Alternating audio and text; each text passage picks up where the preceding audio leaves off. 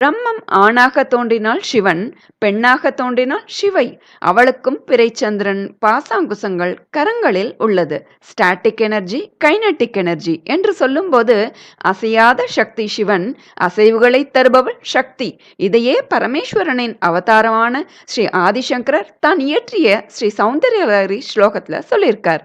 அதில் முதல் ஸ்லோகத்திலேயே, அதுவும் முதல் 2 வரியிலேயே சொல்றார், சக்தி இல்லையே சிவமில்லைன்னு ஒப்புக்கொள்கிறார். அந்த ஸ்லோகத்துல சிவசக்தியா யுக்தோ யதிபவதி சக்த பிரபவித்தும் நச்சேதேவம் தேவோ நகலு குஷல ஸ்பந்தித்துமபி அத்தஸ்துவாம் ஆராத்யாம் ஹரிஹர விரிஞ்சாதிபிரபி பிரணந்தும் ஸ்தோத்தும் வா கதமகிருத புண்ணிய பிரபவதி அப்படின்னு.